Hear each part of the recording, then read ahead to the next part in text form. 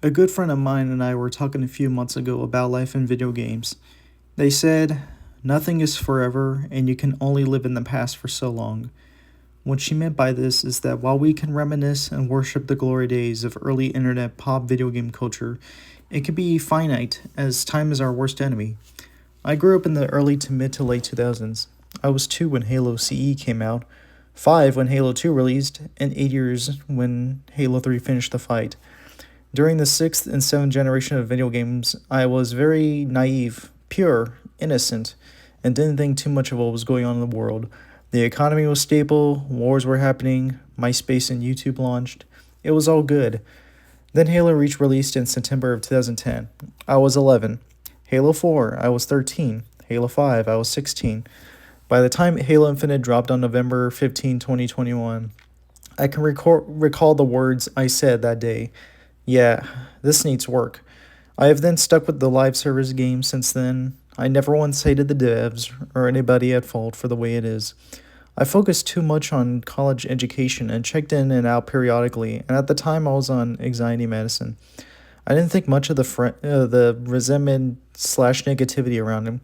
Sure, it's disappointing and not living up to everybody's standards. Yes and no. See, this video was originally going to be a rant video. Again, I was going to speak up about the bad eggs within the gaming community, especially the pretentious assholes that think they know better than anybody, or millennials in their 30s and 40s depressed and pathetic with their lives because their once so-called gaming franchise is now not as peak or golden anymore, which leads me to say stop dwelling in the past. You see, I once had a similar feeling. A couple of years ago, I did an experiment where I only played the original Halo games and not anything like Halo 2 Anniversary Multiplayer or Halo 4, only to find out this shit is toxic and bad. Like, what the hell?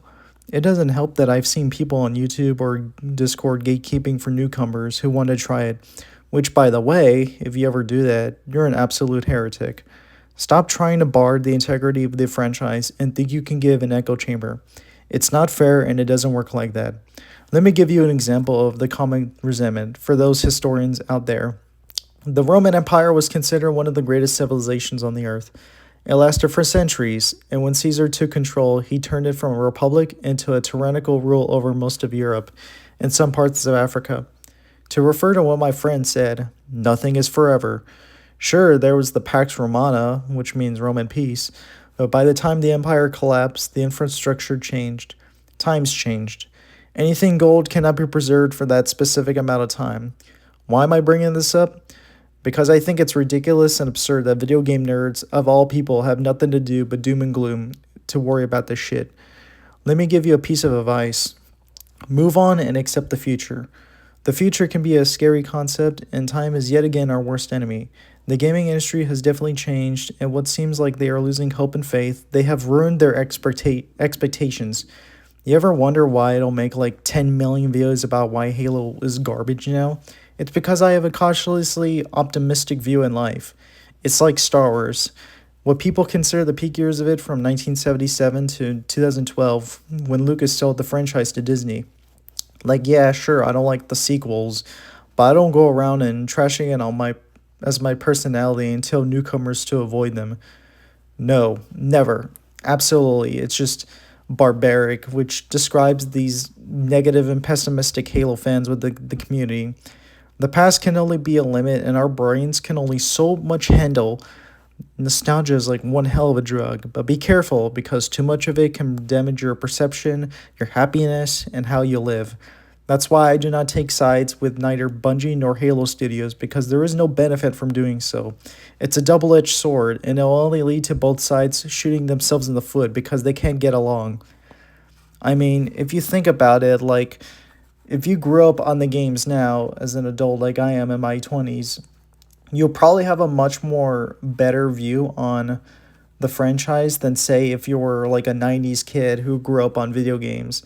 And this can be applied to like any kind of fan base or culture, whether it's music, TV, film, because I don't know why, but I think after 2020, our brains just like have clicked off, you know. They clicked in a really weird manner that because we were so isolated and so detached from life that we really think of things now as a more pessimistic, dark future compared to 6 years ago, which I really wish people on the internet came back to that attitude like before 2020, because it really shows how far and how much progress within society and civilization we are, and how we value things, how we protect things, how we tell others or befriend people, you know.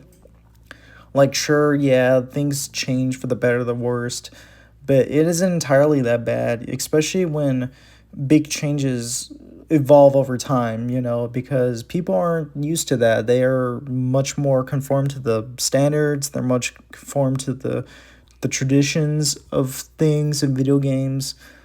Like let me give you another example of what I'm talking about. Like the Call of Duty community, people now, if you ask them what is their favorite like entries, they'll probably tell you like the golden years from like 2007 to 2012, because from what they remember at the time, they were having so much fun. And as modern as COD can be right now, it certainly has made a mess of itself. And I can definitely understand, because I quitted COD back in December, you know, after the whole AI replacing the voice actors for the zombies. It just really like it didn't resonate well with me. So I was just like, yeah, you know what, I'm out of here. But as for the Halo franchise, I feel like people are really too volatile, they're too harsh, they're too negative, they're too purist, which is definitely what I hate. I do not like purism, because you can't have everything in life purist, you know. It's always going to be a make or break it situation, you know. If I like do things, if I paint and it doesn't come out as pure as I thought I wanted to be, then that would really discourage me. That would really, you know, just drive me insane. And that's why I want to talk about this video, is because I'm genuinely tired of these people online who like think they can, again, like gatekeep crap or tell others to stay away. Like the anxiety ridden within me is just so bad, and I just feel like I need to stop it, and I just need to speak up, because I'm not afraid to get my hands dirty or trash talk about these haters, because they obviously need to step back, look in their lives, and say, okay, video games aren't that important to me. Why am I worrying too much? And I tried saying this to Sergeant Blair in his Discord server. I said every time like Halo Studios makes a mistake, whether on social media or PR, I wouldn't worry too much about it, because in the end, I think the outcome is that the games in the future that are being worked on are more definitely important than just like simple PR mistakes, because again, every company makes a mistake. Every company isn't as flawless as people make it out to be, you know. Like From Software, like people love From Software, but they've made some faults recently. They've made some weird questionable changes like Dark Souls 2. Like I remember when Dark Souls 2 came out, everybody hated that game because it wasn't like Dark Souls 1, you know. It was just trying to do its own thing. The lore didn't add up. And then like a decade later, people are now coming back and they're really appreciating Dark Souls 2. You know why? Because time heals, and that's the thing with time. It's definitely like both our worst and best friend. It's just a weird phenomena within the resentment of gaming today, you know, when we look at the big companies, compare them now to then, and just wonder like where did it all go wrong, you know. I don't really want to emphasize that. I want to say, you know, just stop dwelling in the past, because again, the past is only so finite. Sure, you can get that like dopamine of sense, that nostalgia breathe into your brain chemicals. I wouldn't advise doing it every day. And I want to say to the Halo fans who only play 1, 2, 3, and Reach, how long is it going to take for you guys to realize that by the time you've played it all, you've seen it all, you definitely, spend like countless hours? How long is it going to take for you to realize I'm bored, there's nothing to do? Like, and this is a genuine question. Like, how long is it going to take for them to realize, oh, I'm bored and I have nothing to do? Because once they get into that stage of questioning, they'll have to eventually reach out to the new entries or the modern Halo entries and try it out. And even if they don't like it, well, too bad. They're going to have to deal with it because that's just how life is. You have to deal with it. Sometimes you have to be brash and harsh and tell people just, deal with it.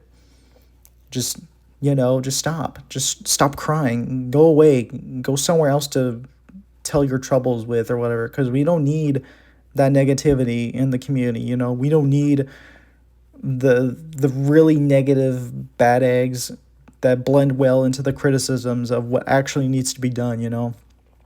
And it's because of YouTube, it's because of Discord. Just these people are rampant around. They have nothing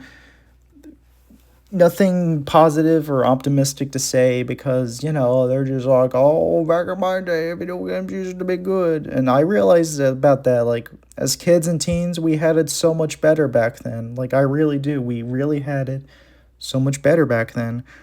It's just only a matter of time before you have to look at yourself and take value into the media you consume today, because I've seen this with music fans too. Music people who really love these bands or group of artists, they're like, oh, they're not used to be what they are back then. They're like really trash now. They have no creativity. And honestly, just stop worrying about that.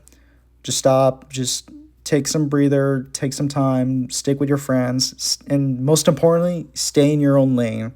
Definitely just trust me. So anyway, that's about does it. See ya.